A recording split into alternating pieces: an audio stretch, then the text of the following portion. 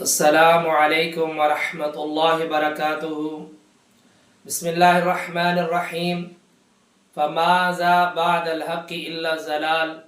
معزز سامعین، ڈاکٹر ذاکر نائک حافظہ اللہ تعالیٰ کے ایک بیان کے بارے میں الشیخ توصیف الرحمن راشدی صاحب حافظہ اللہ تعالیٰ انہوں نے کہہ دیا کہ آپ کا یہ بول، آپ کا یہ بیان 100% غلط ہے۔ ڈاکٹر ذاکر نائک حافظہ اللہ تعالیٰ نے یہ بات کہی تھی کہ جتنے بھی عقیدے رکھنے والے ہیں، یعنی جتنے بھی فرقے ہیں، آپ صلی اللہ علیہ وآلہ وسلم کے فرمان کے مطابق 73 فرقے بنیں گے۔ تو ڈاکٹر ذاکر نائک حافظہ اللہ تعالیٰ کا کہنا تھا کہ جتنے بھی فرقے رکھنے والے ہیں، یعنی جتنے بھی فرقے بنے ہیں، ہر ایک اپنے آپ کو درست کہتا ہے، صحیح کہتا ہے۔ تو ڈاکٹر صاحب کا کہنا تھا کہ میں کسی بھی عقیدے والے کو غلط نہیں کہتا، اگر وہ اپنے آپ کو صحیح کہتے ہیں تو میں ان کے ساتھ یہ کہتا ہوں کہ اگر وہ اپنے آپ کو صحیح کہتے ہیں تو میں بھی صحیح ہوں۔ یعنی میں یہ نہیں کہتا کہ باقی کے سارے باطل، باقی کے سارے غلط، میں ہی صحیح ہوں، یہ بات میں نہیں کرتا۔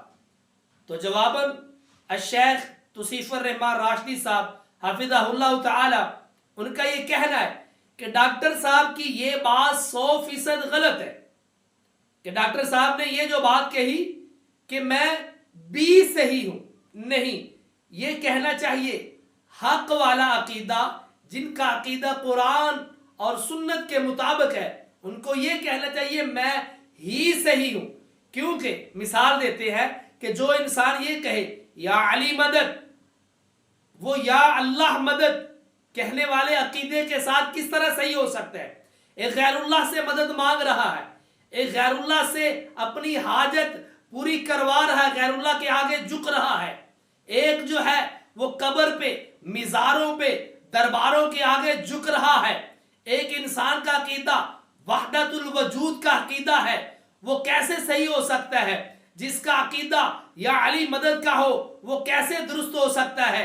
جس کا عقیدہ یا غوث اعظم مدد ہو وہ کیسے درست ہو سکتا ہے؟ جس کا عقیدہ یا دستغیر مدد ہو وہ کیسے درست ہو سکتا ہے؟ عقیدہ صرف اور صرف اس کا درست ہے، اس کا رائٹ ہے کہ جس کا عقیدہ یہ ہو کہ یا اللہ مدد، جو اللہ کا الحاکمین کو مدد کے لیے پکارتا ہے، جو صرف اللہ کی عبادت کرتا ہے، اللہ کے علاوہ باقی جتنے بھی ہیں وہ سارے کے سارے غیر اللہ ہے، ان کا رد کرتا ہے، اور وہ یہ کہتا ہے میں ہی صحیح ہوں، باقی سارے عقیدے غلط ہیں۔ قرآن پاک کی اس آیت کے مطابق فماذا بعد الحق الا الضلال، اور فماذا حق آ جانے کے بعد صرف گمراہی ہے، صرف ضلالت ہے۔ اللہ اکبر۔ ہاں، انہوں نے ایک مثال بھی دی، کہتے ہیں کہ اگر ڈاکٹر ذاکر نائک صاحب یہ بات کرے افضل اور جائز کی،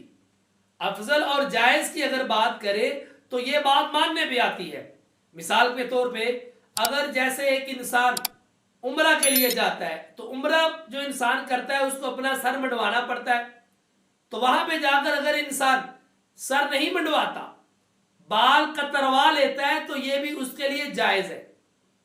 اسی طرح اگر عورت اپنے گھر میں پچھلے کمرے میں چھپ کر نماز پڑھتی ہے تو یہ اس کے لیے افضل ہے، اور اگر مسجد میں باجماعت آ کر نماز پڑھتی ہے تو یہ اس کے لیے جائز ہے۔ اگر جائز اور افضل کا مسئلہ ہو تو ڈاکٹر صاحب یہ بات کرے وہ بھی صحیح ہے، میں بھی درست ہوں، تو یہ بات مانی جا سکتی ہے۔